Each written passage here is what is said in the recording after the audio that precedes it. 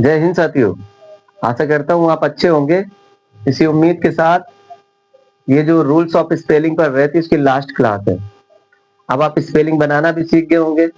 Spelling बनाना इस class के बाद कंप्लीटली सीख जाएंगे आप। कहीं कुछ लिखा मिलेगा तो वो पीछे सफिक्स के तौर पर क्या ऐड है और वो क्या बन जाता है, वो आप इस क्लास में, ये लास्ट क्लास है, आज से आप सारा कंप्लीट हो जाएगा। यानी प्रोनाउंसिएशन की जो प्रॉब्लम थी वो कंप्लीटली दूर हो जाएगी। अगर कुछ रहता है, कुछ अगर छूटता है तो उसको भी ऐड कर दिया जाएगा। बाकी तो अभी कंप्लीट है, ताकि अगर कुछ रहता है तो मैं बीच बीच में वो देता रहूंगा। बाकी अब फिर कल से आपका ग्रामर स्टार्ट होगा। हालांकि ये ग्रामर का ही एक हिस्सा है, लेकिन ये प्रोनाउंसिएशन में आता है, उच्चारण में आता है, उसे देखना था। तो इसे रूल्स फॉर स्पेलिंग, आप क्या पढ़ रहे हैं? Rules for spelling. Rules for spelling, SPLLING, rules for spelling. ये पढ़ रहे थे ना आप? स्पेलिंग कैसे बनती है, आइए सीखते हैं। क्लास स्टार्ट करते हैं उससे पहले आपको बता देना चाहूंगा, भाई जी एंट्रेंस एकेडमी मेरा यूट्यूब चैनल है। इसे सब्सक्राइब कर लीजिए, बेल आइकन दबा लीजिए, जिससे कि ये क्लास रेगुलर आप तक पहुंचती रहे। साथियों, जो क्लास है ना, बहुत ही शानदार है। और खासकर मैं उन बच्चों से कहना चाहता हूँ जिसे इंग्लिश में डर लगता है, जो इंग्लिश को देखते ही वो घबरा जाते हैं कि कैसे। ये मेरी क्लास जरूर फॉलो करें आप। जितने भी मेरे क्लासेस है सारी की सारी देखें, आप इंग्लिश निश्चित ही सीखेंगे। मैं उन खासकर उन बच्चों से कहना चाहता हूँ जो ग्रामीण क्षेत्र से आते हैं और वो घबराते हैं, वो इंग्लिश को देखते ही घबराते हैं। तो मैंने इंग्लिश को भी हिंदी के तरीके से देने की कोशिश की है। तो इसे आप कंटेंट को नोट डाउन करिए, सीखिए। साथियों, आज का पहला रूल है, यदि किसी शब्द के अंत में, यदि किसी शब्द के अंत में वाई हो और वाई से पूर्व कोई कॉन्सोनेंट हो, कॉन्सोनेंट मतलब व्यंजन, वाई हो या वाई से पहले कोई कॉन्सोनेंट हो, तो सफिक्स, सफिक्स ओ यू एस को छोड़कर कोई भी सफिक्स लगाते समय वाई को आई में बदल दिया जाता है। समझे? नहीं समझे? एग्जाम्पल पे आइए, ज्यादा बेहतर समझेंगे। एग्जाम्पल है, ये लिखा है ड्राई, लिखा है ड्राई, और ड्राई में ये सफिक्स ईडी जोड़ना है, ये सफिक्स है। ड्राई में ईडी जोड़ना है, ये सफिक्स है। अगर ड्राई में ईडी जोड़ना है तो ये क्या कह रहा था कि वाई हो, किसी भी शब्द के अंत में वाई हो या वाई से पूर्व कोई कॉन्सोनेंट हो। देखो, वाई हो और उससे पूर्व एक कॉन्सोनेंट हो। देखो, वाई है, लास्ट में ये वाई है, इस शब्द के ड्राई के अंत में वाई है और उससे पहले एक कॉन्सोनेंट है कॉन्सोनेंट आर, व्यंजन आर। उसमें सफिक्स जोड़ते समय वाई को कन्वर्ट कर दिया जाएगा किसमें? केवल इसको ध्यान रखना, ये वाला सफिक्स नहीं होना चाहिए, इसके लिए रूल अलग है। बाकी कोई भी सफिक्स हो, वाई को किसमें कन्वर्ट कर दिया जाएगा? आई में। तो ये सफिक्स ईडी जोड़ते हुए ड्राई लिखा है, प्लस ईडी करेंगे तो ड्राइड, ड्राइड। अब आप समझ पा रहे होंगे ऐसा क्यों लिखा जाता है। देखिए, इसमें आई है और इससे पहले कॉन्सोनेंट है, व्यंजन है, इसमें सफिक्स एनईएस, नेस जोड़ा जा रहा है, सफिक्स नेस जोड़ा जा रहा है, तो इसमें वाई का क्या हो जाएगा? आई। तो देखिए, ये क्या लिखा है? बिजी और नेस, जैसे ये हटता है ना तो ये क्या हो जाता है? बिजी नेस, बिजी नेस, बिजी नेस। देखिए, आई बन गया ना, इस वाई से आई बन गया। रूल्स फॉलो करिए। रूल्स अगर फॉलो करते हैं तो आप निश्चित ही अच्छा, और प्रोनाउंसिएशन एकदम कंप्लीट तरीके से, रॉन्ग नहीं होगा, अच्छे से पढ़ेंगे आप। देखिए, इसमें MERRY, अब देखिए वाई है, वाई से पहले कॉन्सोनेंट है, तो इसमें ER सफिक्स जोड़ा जा रहा है, तो ये क्या, वाई क्या होगा? आई बन जाएगा। Marry plus ER, merrier, merrier. समझ गए? आशा करता हूं समझ गए होंगे आप। आज का सेकंड रूल क्या कहता है?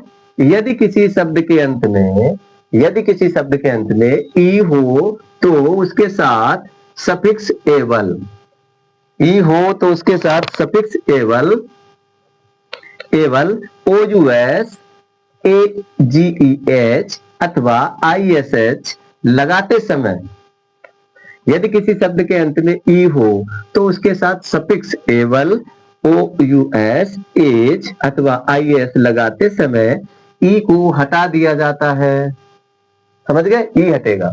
एग्जाम्पल पे आइए, देखिए क्या कह रहा था, किसी भी शब्द के अंत में ई हो। देखो किसी भी शब्द के अंत में ई है, मूक के अंत में ई है, तो इसमें अगर A1 लगाएंगे, इसमें अगर OUS लगाएंगे, एज लगाएंगे, ISH लगाएंगे, कोई भी सफिक्स लगाएंगे तो ये ई हट जाएगा, ये वाला ई हट जाएगा। तो देखिए मूव प्लस एबल, तो यहाँ मूवेबल लिखना है, तो इस वी के आगे जो ई था वो हट गया, तो ये क्या लिख गया, मूवेबल। आशा करता हूं आप समझ गए होंगे।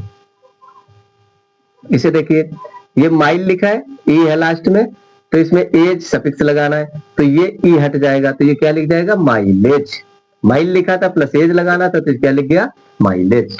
ऐसे देखिए, ये लिखा है वर्च्यू, ई है लास्ट में, तो इसमें क्या होगा, OUS है, OUS है, सफिक्स है, लगाना है, तो ई हट जाएगा, तो देखिए वर्चुअस, वर्चुअस, ये हट गया ना इसमें से। आशा करता हूं आप समझ गए होंगे। एक्सेप्शन, अपवाद देखिए, कुछ वर्ड अपवाद है, इन्हें देख लीजिए। परंतु, अपवाद में, एक्सेप्शन में, परंतु GE अथवा CE पर समाप्त होने वाले शब्दों के साथ, GE और CE पर समाप्त होने वाले शब्दों के साथ एबल या OUS लगाते समय ई नहीं हटाया जाएगा।